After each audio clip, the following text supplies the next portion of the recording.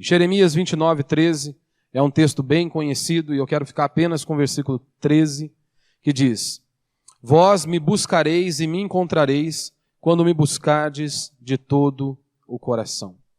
Vós me buscareis e me encontrareis quando me buscardes de todo o coração. Vamos também agora para 2 Samuel, capítulo 12. Você pode acompanhar aí, acho que eu coloquei todos aí, né, Xande? 2 Samuel, capítulo 12, versículo 13. Diz o seguinte: Então Davi disse a Natã: Pequei contra o Senhor. Natã respondeu a Davi: Também o Senhor perdoou o teu pecado, por isso não morrerás. Mas, visto que com este ato deste motivo para que os inimigos do Senhor blasfemassem, o filho que te nasceu certamente morrerá. Então Natã foi para casa. Depois o Senhor feriu a criança que a mulher de Urias dera a Davi, e ela adoeceu gravemente. Davi buscou a Deus em favor da criança, observou rigoroso jejum e, recolhendo-se, passou a noite toda deitado no chão. Na revista e atualizada diz que ele passou prostrado diante do Senhor. É muito comum, em dias como o nosso, as pessoas ficarem bravas com Deus. E você pode estar aqui nesta noite e em alguns momentos de sua vida você fica bravo com Deus. Como se Deus não respondesse à sua oração, como se Deus não estivesse agindo em sua vida. Mas o que o texto diz é que se nós o buscarmos de todo o nosso coração, se nós de fato clamarmos a Deus como a Escritura nos ensina, o texto é bem claro. Diz que nós iremos encontrá-lo, que Ele vai se revelar a nós, que Ele vai se manifestar a nós. Hoje o que nós mais temos em muitas igrejas são falsos profetas, lançando sortes à torta e direito. Esses homens começam os seus cultos, ou melhor, suas reuniões, e aí então eles começam a soltar inúmeras palavras, inúmeras profetadas, que vai servir de alguma maneira para um ou para outro dentro daquela comunidade. Aí eles dizem: olha, você que está precisando de uma porta de emprego, Deus está abrindo uma porta de emprego. Um país como o nosso, situação como esta que estamos vivendo, é claro que alguém está à procura, está precisando de uma porta de emprego. E aí eles lançam profetadas desse nível. Ora, você que está aí com um problema no seu casamento, você que está aí com um parente nas drogas, e por aí vai. Eles têm bastante coisas óbvias que, claro, de uma certa forma, vai funcionar na vida de alguns e de outros não. Mas a Escritura nos dá um padrão de quem é de fato um homem de Deus, um servo de Deus ou não. Nós não podemos simplesmente nos levantarmos e dizer aquilo que nós bem entendemos ou aquilo que nós queremos, como muitos pastores fazem hoje. O que dá na telha dele, ele está meio motivado no dia, e aí ele solta inúmeras profetadas. O interessante é que Deuteronômio, capítulo 18, diz que não deve ser assim. Você quer saber se alguém é de Deus ou não? Se ele está sendo enviado da parte de Deus ou não? Ora, aquilo que ele disser tem que se cumprir. Porque se ele falar algo e aquilo não se cumprir, aquilo não é palavra de Deus.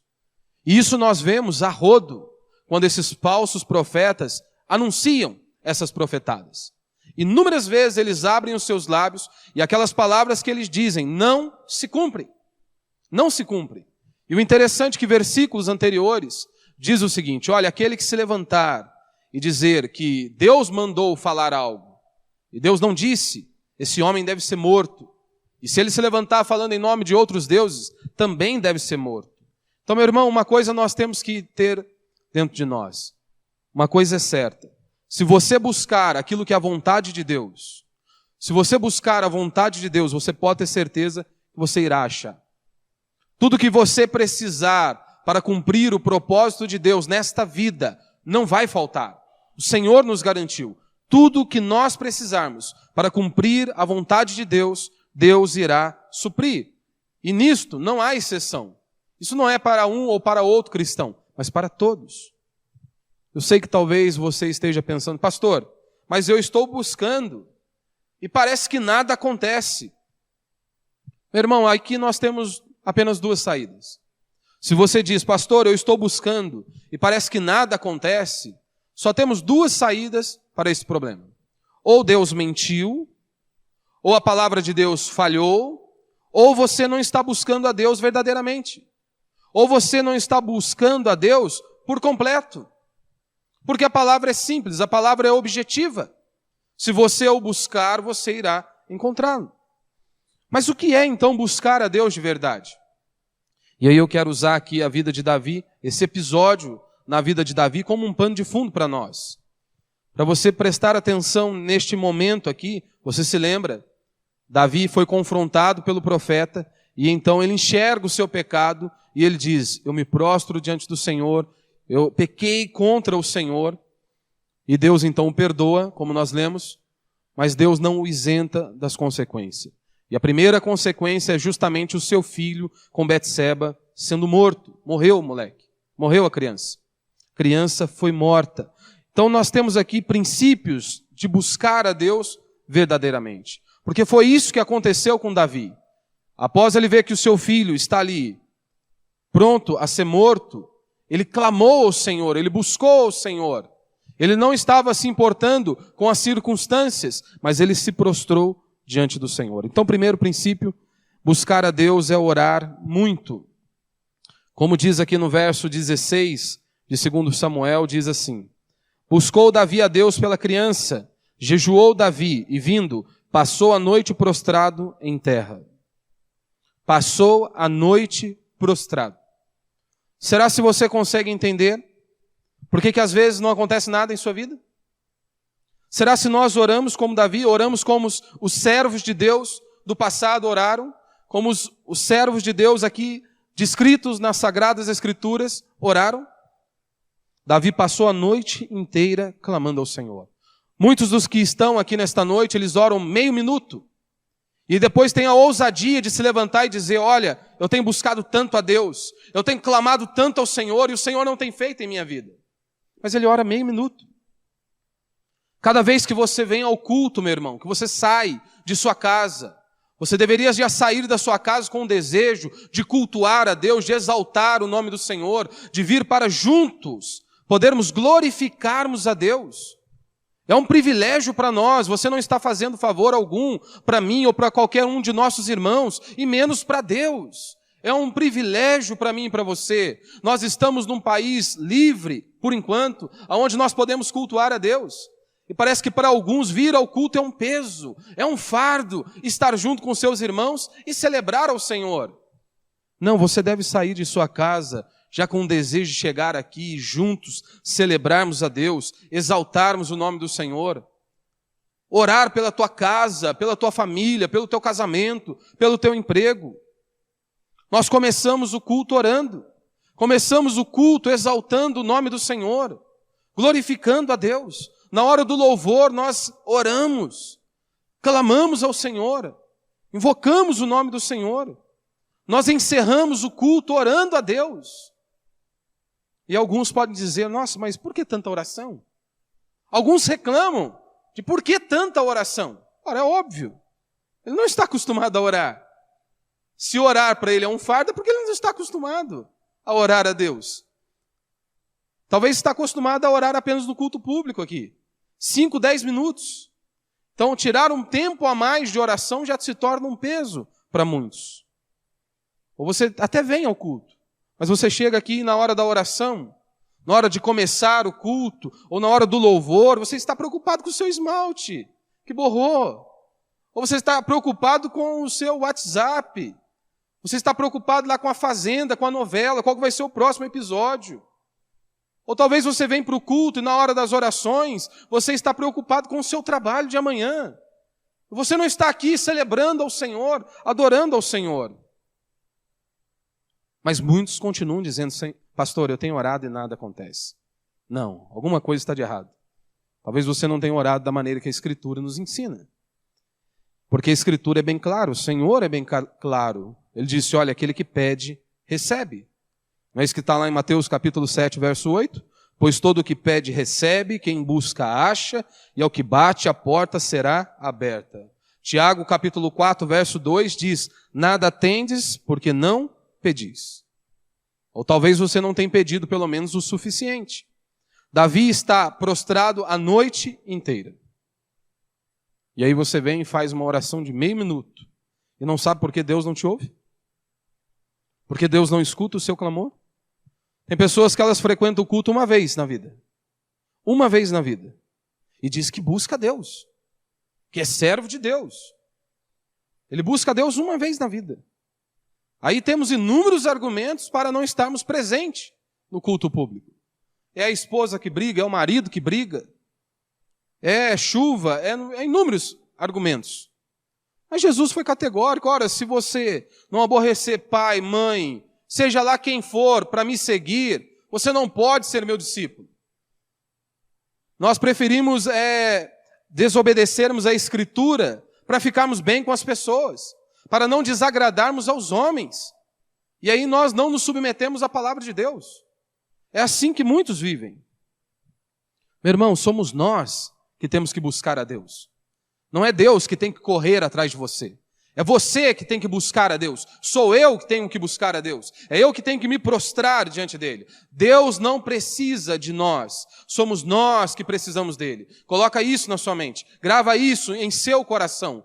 Deus não precisa de nós. Somos nós que precisamos dele. Deus é santo, Deus é eterno, Deus é todo-poderoso, Deus é totalmente autossuficiente. Ele não precisa de mim e de você.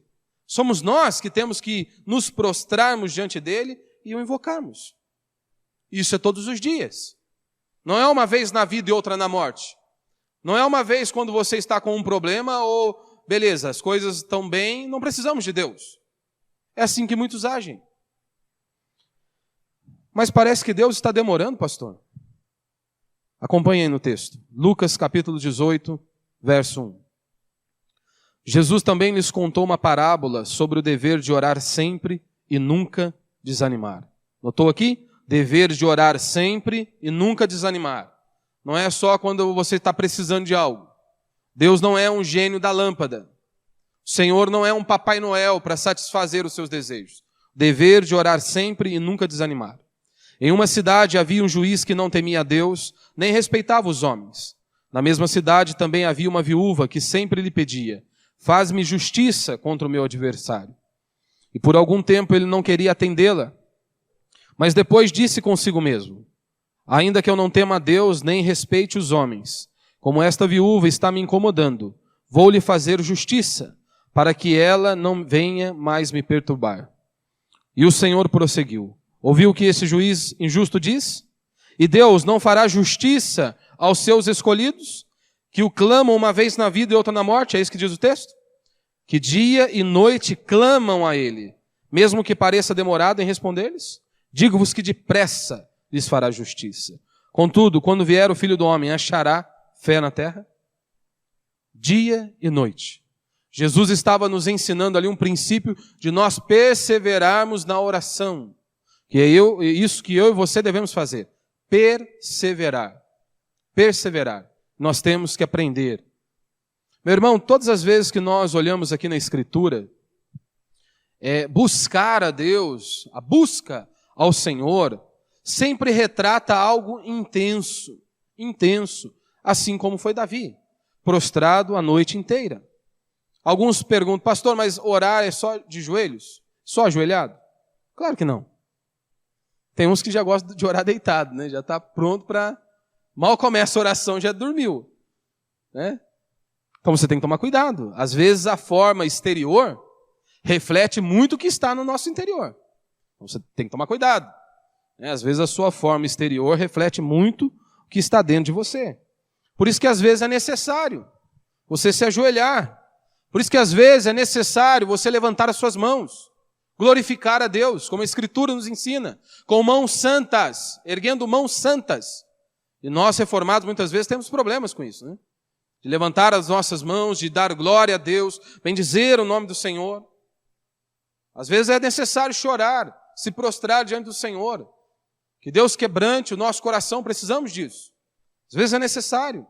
Na Bíblia, buscar, muitas vezes é chorar, é gritar, é rasgar as vestes, é se vestir de pano, de saco e cinza. Ah, pastor, isso é muito para mim. É verdade? Como que você comemora um gol, por exemplo, para quem gosta de futebol? Como que você comemora um gol aí quando o seu time faz um gol? Você só falta infartar. Não é? Você falta virar a casa de ponta cabeça. Mas e para vir e cultuar a Deus, louvar a Deus? Às vezes não há intensidade alguma. Não podemos colocar intensidade no culto, né? Não, isso é errado. Não podemos colocar intensidade. A vida cristã é espiritual, mas o espiritual também toca o material, toca no físico. Jesus foi categórico ao dizer, a boca fala do que o coração está cheio. Quantos vêm ao culto e não têm intensidade alguma em suas orações? Meu irmão, não se engane. Se aquilo que você ora não move você, vai mover a Deus. Se aquilo que você deseja não te leva a se prostrar diante do Senhor, gemer diante de Deus, clamar a Deus todos os dias, você acha mesmo que vai mover a Deus? Se nem você é tocado por aquilo que você está pedindo, imagine Deus. Você quer tocar a Deus desta maneira? A intensidade de Davi era gigante, era grande. Como que nós sabemos? Davi perdeu até a fome. Ele já havia jejuado e quando o chamaram para comer, ele recusou a comida. Perdeu até a fome. Ou seja, o desejo de Davi pela salvação de seu filho era maior que o desejo dele da própria sobrevivência. Ele queria tanto a salvação de seu filho, que isso ele desejou até mesmo mais do que a própria sobrevivência. Tem coisas em nossas vidas que só podem acontecer quando nós desejamos desta maneira. Você se lembra lá de Zacarias e Isabel? Aquele casal estava há anos orando a Deus. Você acha que eles não sabiam que Deus era soberano? Que tudo estava no controle de Deus? Claro que eles sabiam. Anos e anos orando a Deus, pedindo por um filho, mas eles oraram, eles abriram os lábios e clamaram ao Senhor. Eles não ficaram lá de braços encruzados, esperando e dizendo, como nós muitas vezes usamos, Deus é soberano, é Deus que vai acrescentar, é Deus que vai fazer. Sim, é Deus que vai fazer. E Deus, em sua soberania, decidiu agir por meio das nossas orações. É por isso que nós não podemos nos calar, por isso que nós temos que aprender a nos prostrarmos diante de Deus. E uma das coisas que nós devemos desejar, assim como Davi desejou, é a salvação de vidas. É nós orarmos a Deus, clamarmos para que o Senhor, de fato, possa abrir os olhos das pessoas, que o Senhor possa arrancar toda a cegueira espiritual, que o Senhor possa quebrantar corações. Você tem que orar. Nós temos que orar. Mas nós precisamos gemer diante do Senhor. Você já chorou por alguma destas vidas que você tanto diz que você ora? Algum dia você derramou lágrima diante de Deus? Pelos seus pais? Pelos seus parentes? Pelos seus amigos? Seus colegas do trabalho? Pessoas que você diz que tanto ora por elas? Será se algum dia você já derramou lágrimas por elas? Essa é a pergunta. Davi está ali, diante do Senhor. Você olha para a história da igreja, como John Knox, por exemplo. Diz relatos que a mulher dele chegava com um prato de comida no quarto dele e ele, em prantos, clamando ao Senhor. Em prantos, clamando ao Senhor. Dá-me a Escócia para Jesus, senão eu morro. Em prantos, clamando a Deus. E ele dizia, como eu posso me alimentar se vidas estão indo para o inferno? Como que eu posso me deleitar se pessoas estão sendo escravizadas? E ele levantava um clamor ao Senhor. Será se nós já oramos com essa intensidade, com a qual Davi está orando? Você olha, por exemplo, as expressões dos salmistas. Quando aqueles homens estão orando, nós ficamos chocados. Inúmeras expressões fortíssimas que eles usam para relatar tamanha era a busca pelo Senhor. Eu sei que alguns podem dizer, pastor, mas eu ando angustiado, eu ando aflito. É sério. Davi estava angustiado. E justamente por isso, ele orou a Deus. Justamente por isso, ele foi buscar ao Senhor. Davi reverteu as suas angústias em oração. Toda aquela angústia que ele estava vivendo, ele reverteu em oração, em busca ao Senhor. Muitos acham que a angústia é uma autorização para não buscarmos a Deus. Muitos acham que na hora do desespero, na hora das aflições, ele tem um aval para não buscar a Deus. Eu estou isento. Eu não preciso buscar a Deus. Olha o tamanho das minhas dificuldades. E é justamente o oposto. É neste momento que nós devemos nos prostrarmos diante do Senhor. Segundo princípio, buscar a Deus é esforço árduo.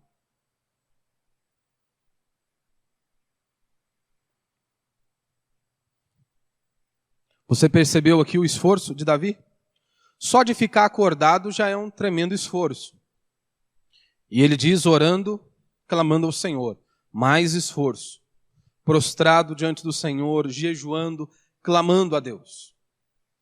Você olha para a Escritura, você tem uma mulher com fluxo de sangue, 12 anos padecendo, 12 anos com uma hemorragia.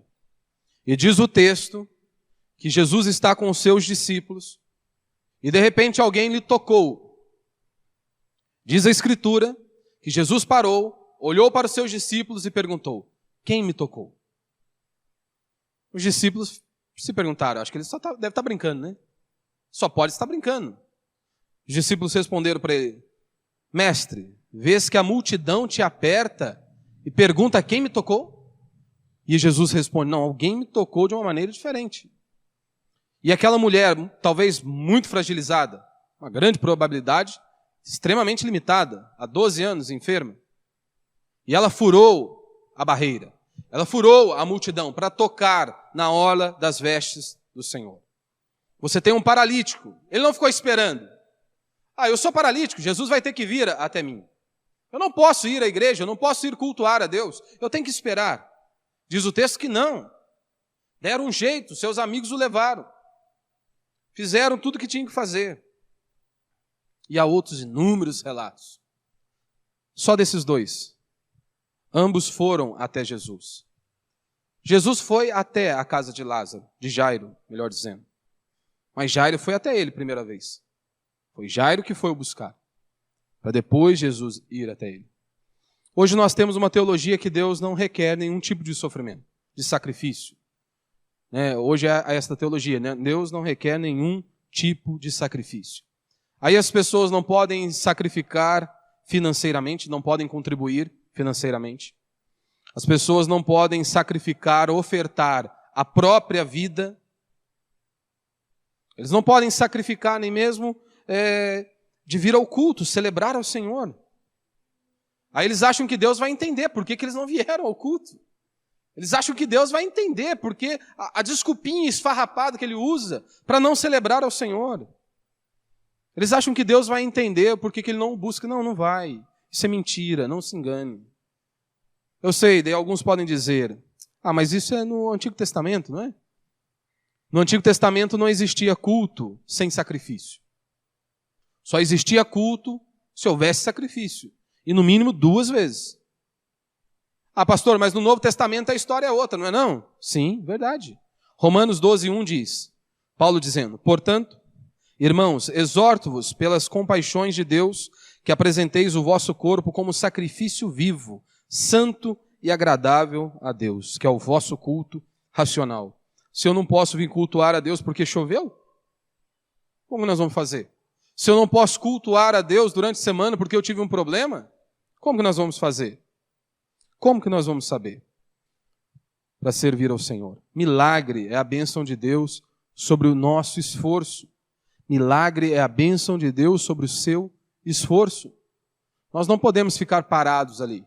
Então, a Escritura nos ensina, você deve buscar ao Senhor com todo o seu ser. Terceiro princípio, para a gente encerrar, buscar a Deus é se arrepender genuinamente.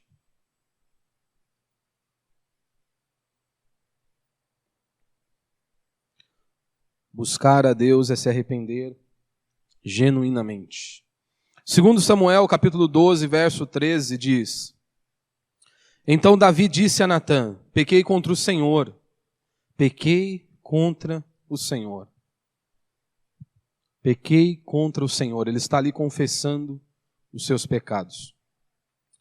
Deus, ele se esconde de quem não se arrepende dos seus pecados, de quem não confessa os seus pecados, de quem não se prostra diante dele e diz, Senhor, eu pequei contra ti. É isso que diz Isaías 59:2. Mas as vossas maldades fazem separação entre vós e o vosso Deus.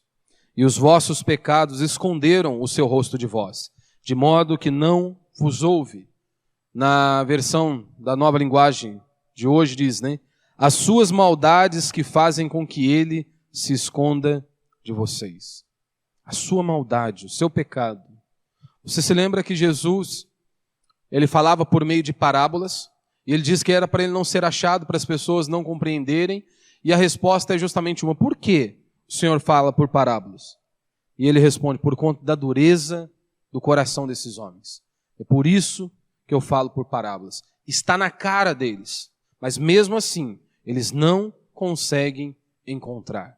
Mesmo estando escancarado, eles não conseguiam entender, por conta da dureza do coração deles. Você se lembra também de Malaquias, capítulo 2, verso 13 e 14? Diz que as pessoas estavam ali chorando, enchendo o altar de lágrimas. E Deus simplesmente disse o seguinte: eu não vou ouvir as orações de vocês, as suas orações, porque vocês abandonaram a mulher de sua mocidade. Ou seja, vocês estão no adultério, e estão batendo no peito, enchendo o altar de lágrimas, mas tudo isso que vocês estão fazendo é trabalho perdido, esqueçam. Então buscar a Deus, buscar ao Senhor, é mais do que chorar apenas. Porque chorar, alguns até choram. Buscar a Deus é se arrepender genuinamente. Então não é só chorar, precisa se arrepender. Buscar a Deus é orar, mas não para na oração. Não para na oração.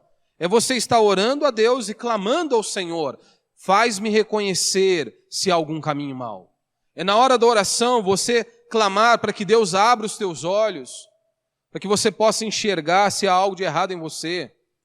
E você falar: Senhor, tem misericórdia de mim, eu preciso mudar, me transforma, Pai.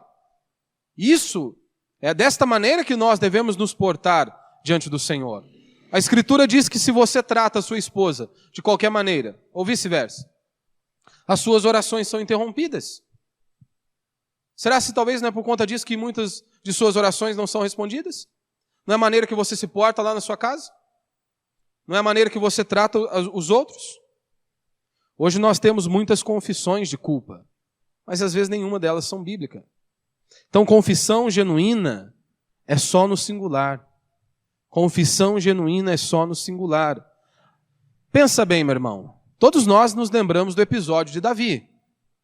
Davi deveria ir para a batalha, ficou em casa, no palácio, de boa. Daqui a pouco tem Betseba do outro lado, nua, tomando banho. Fala sério, mulher tinha tanto lugar para ir. Davi não poderia usar essa desculpa? A hora que Natan vem e o enquadra. Davi não poderia ter dito para Natan: Natan, você sabe como é que é, né, cara? Convenhamos, né? Eu pisei na bola, mas Betseba deu uma contribuída violenta ali, né? Pô, a mulher estava ali tomando banho pelada, bem aqui na frente. Foi isso que Davi fez? Não. Eu pequei contra o Senhor. Eu pequei contra o Senhor. Mas isso é velho. Isso vem lá do Éden. Eles pecaram. O que eles disseram? Senhor, a mulher que tu me deste. Adão olha para Deus e diz: Senhor, a mulher que tu me deste. Arrependimento que joga a culpa no outro não é arrependimento. Talvez você esteja se enganando. Isso não é arrependimento. Arrependimento que joga a culpa no outro não é arrependimento. Você se lembra lá de Acabe? Como diz lá em 1 Reis, capítulo 18. Acabe era um rei perverso, idólatra, terrível. E diz a Escritura que por conta do pecado de Acabe, pelo pecado da nação, Deus disse que não choveria sobre aquela terra. Mas Acabe era tão perverso que o tempo passou. E diz que quando ele tromba com Elias, ele diz: tu és o perturbador de Israel. Ou seja, o que nós sofremos é por tua causa, Elias. Não assumiu o erro dele. Não assumiu os próprios pecados. Mas ele quis transferir para Elias. Ou seja, você que jogou praga em nós, rapaz. Por isso que nós estamos sofrendo. Por isso que nós estamos vivendo esses dias assim. Você se lembra lá do fariseu e do publicano? O fariseu, ele olha para o outro, só falta quase ele se assentar ao lado de Deus. Por outro lado, você tem um publicano que nem sequer tinha a ousadia de levantar os olhos ao céu. Mas ele diz, eu pequei contra o Senhor. Lembre-se disso, meu irmão. A sua confissão é, eu pequei ou nós pecamos? Quando você tem lá um fightzinho com a sua esposa lá, como é que funciona? É eu pequei ou nós pecamos? Porque o correto é eu pequei. O que nós mais ouvimos, o que eu mais ouço é, o problema sempre é do outro. Não, você tem que enxergar o seu problema. Primeiro é o meu problema, depois eu trato do outro. Então não tem como eu resolver o pecado do outro. Eu tenho que clamar a Deus e falar, Deus, tem misericórdia de mim. Abre os meus olhos. Eu preciso mudar. Não tem como você jogar a culpa nas costas do outro. E aí as pessoas podem arrumar inúmeras desculpas, né? Por isso que não dá, né? Você vai confrontar alguém. O que a pessoa diz? Pastor, mas você não sabe o que fulano fez. Se eu estivesse falando com fulano, eu estaria confrontando o fulano. Mas eu estou falando com você, então eu estou te confrontando. Agora a vez é sua, não é dele ou dela. A vez é sua, nós estamos tratando do seu pecado. E é você que tem que se arrepender, não é o João, não é a Maria, é você. Não é marido e mulher. Não é isso que acontece às vezes? O cara está lá conversando. De repente a mulher faz alguma coisa errada. Aí ele vai tratar aquele problema. O que a mulher faz? Mas porque você me levou a fazer essa atitude, me levou a tomar essa atitude, porque você é assim, porque você é assado. Beleza, se você quiser falar, fale, mas no outro dia. Naquela hora, o pecado que está sendo tratado é o seu erro. No outro dia, a gente pode tratar o meu pecado. Porque senão, como que vai solucionar o problema? Como que vai resolver a circunstância? Se um ficar jogando nas costas do outro. Se ninguém assume o pecado, ninguém assume a culpa, dificilmente será resolvido. Então, confissão genuína é no singular. Eu errei, eu pequei. Segundo, confissão genuína não dá desculpa. Né? Quantas pessoas dizem isso? Eu pequei, mas se você estivesse no meu lugar, você veria. Você não faria o mesmo? Davi talvez poderia dizer isso. Eu pequei lá com Betseba. Mas se você estivesse no meu lugar, você faria o mesmo? José não fez. E diferente de Davi. Davi viu Betseba. José não, a mulher o agarrou. E ele correu. E aí as pessoas usam inúmeros argumentos, né? Eu bebi porque eu estava em dificuldades, eu estava angustiado, estava passando por um momento difícil. Você bebeu? Porque você estava passando dificuldade? Mentira, esquece. Eu vi pornografia porque eu estava num momento difícil da minha vida. Mentira, esquece. Mentira. Nós queremos amenizar o pecado para torná-lo menos grave. É isso que muitos de nós fazemos. Queremos amenizar o pecado para torná-lo menos grave.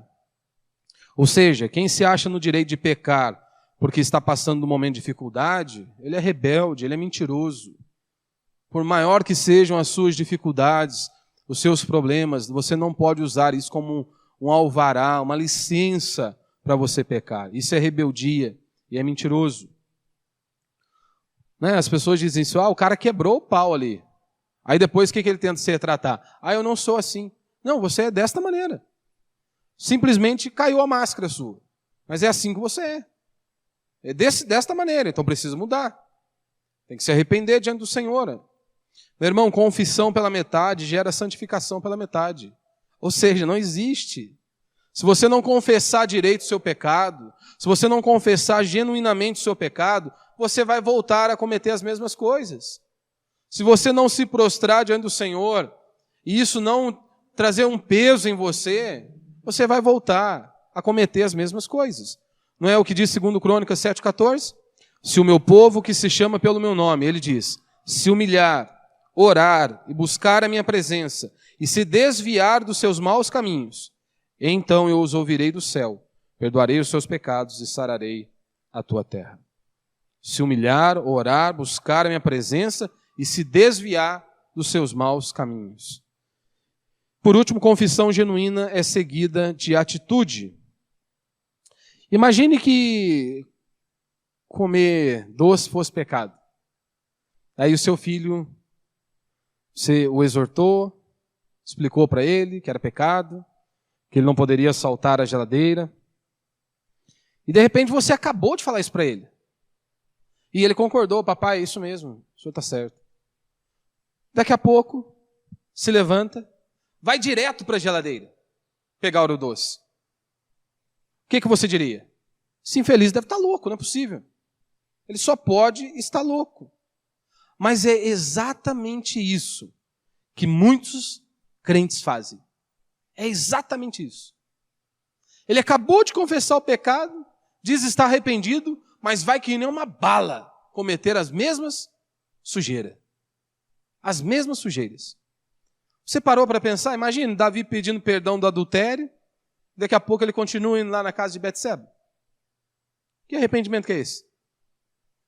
Se arrependeu, mas está lá só visitando Betseba. Você precisa lutar contra o pecado que te aflige. E isso vai ser durante toda a sua vida. É uma luta diária. Enquanto o seu corpo não descer à sepultura, prepare-se para a batalha. A guerra é diária, todos os dias, todos os dias. Meu irmão, arrependimento começa com a boca, mas vai até o coração. E implica em uma atitude.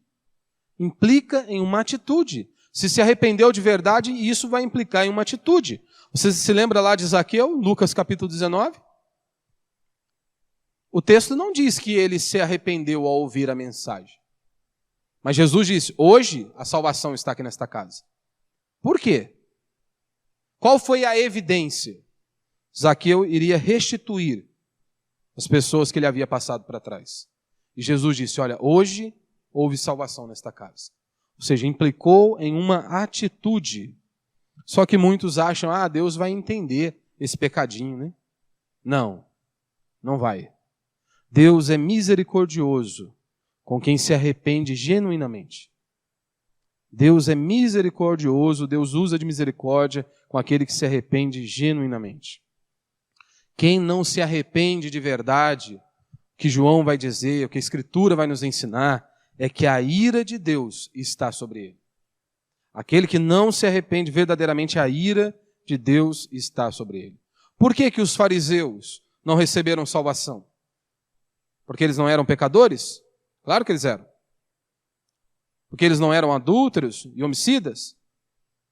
Ora, você tem lá homens pecadores, adúlteros, homicidas, que receberam, foram salvos. Por que então os fariseus não receberam? Ora, porque eles não confessavam os seus pecados do jeito que a Escritura ensina, não. Muitos estavam lá nas praças, nas sinagogas, orando, para serem aplaudidos pelos homens, mas não confessavam os seus pecados como a Escritura ensina. Então, a confissão de pecado do mundo que nós vemos hoje é o seguinte, e muitos crentes usam isso. Todo mundo erra, né? Todos erram. Errar é humano. E sabe o que é o mais engraçado, mais triste, melhor dizendo? Dizem isso com um sorrisinho no rosto. E crente diz isso. É errar, todo mundo erra. Errar é humano. E ele diz isso com um sorrisinho no rosto. Ao invés de estar chorando, prostrado diante de Deus, pedindo para Deus mudá-lo, transformá-lo. A confissão bíblica é, nós somos totalmente depravados. Não há nada de saudável em nossa alma. Nós estamos completamente corrompidos, né? Como Isaías diz, da planta dos pés ao alto da cabeça. Ou seja, só arrependimento por completo gera mudança por inteiro. Só arrependimento por completo gera mudança por inteiro. E isso é todos os dias de sua vida. Por isso que nós temos que nos avaliar todos os dias. Examine o homem a si mesmo. Isso não deveria ser só para a ceia, mas você deveria se examinar todos os dias. E o nosso objetivo é nos parecer com Cristo. O objetivo de um cristão é se parecer com Cristo e viver para a glória de Deus. Como que você vai viver para a glória de Deus? Se nem se prostrar diante dele para orar, você faz. Você não tem disposição para isso. É sacrifício, é renúncia. E nós temos que aprender a fazer isso todos os dias.